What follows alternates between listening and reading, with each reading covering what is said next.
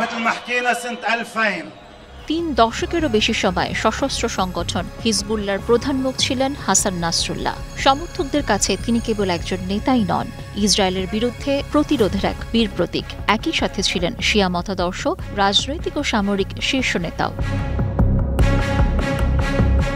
তাকে হত্যা করতে ইসরায়েলের চেষ্টার কোনো অন্ত ছিল না। অবশেষে তারা সফল হয় 2024 সালের 27 সেপ্টেম্বর রাতে। সে সময় রাজধানী বৈরুতে হিজবুল্লাহর এক কমপ্লেক্সে একাধিক বাংকার বাস্টার বোমা ফেলে হত্যা করে নাসরুল্লাহকে। তার এই মৃত্যু শুধুমাত্র ইরান সমর্থিত সংগঠনটিকেই নয়, পুরো অঞ্চলের রাজনীতিকে নাড়িয়ে দেয়।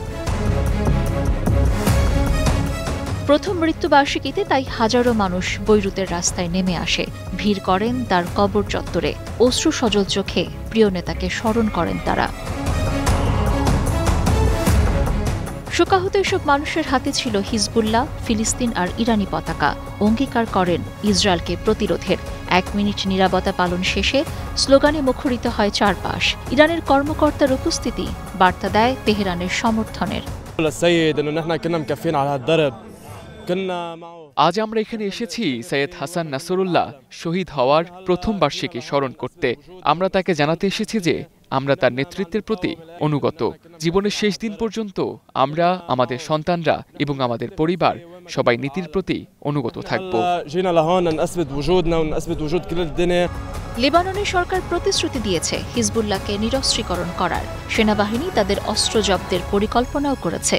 যুক্তরাষ্ট্র ও ইসরায়েল একই দাবি তুলেছে, লেবাননের স্থিতিশীলতার জন্য হিজবুল্লাহকে ধ্বংস করতে চায় এ দুদেশ। কিন্তু হিজবুল্লাহর জবাব স্পষ্ট, অস্ত্র নামালে ইসরায়েলের হামলার সামনে লেবানন অসহায় হয়ে পড়বে। আমরা কখনো অস্ত্র সমর্পণ করব না। নিরস্ত্রীকরণ মানে ইসরায়েলের কাছে আমাদের শক্তি সমর্পণ করা।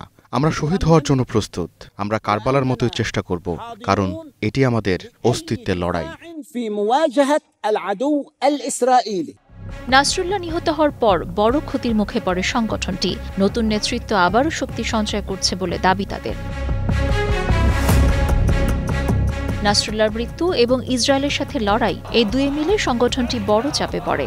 সংকট আরও বাড়ে যখন কিনা কয়েক সপ্তাহের মধ্যেই নাসরুল্লাহর পর দায়িত্বে আসা আরেক নেতা হাশেম সাফিউদ্দিনকে হত্যা করে ইসরায়েল। আর ডিসেম্বর নাগাদ তাদের মিত্র সিরিয়ার প্রেসিডেন্ট বাশার আল আসাদেরও পতন হয়। Sabina Sultana, star news.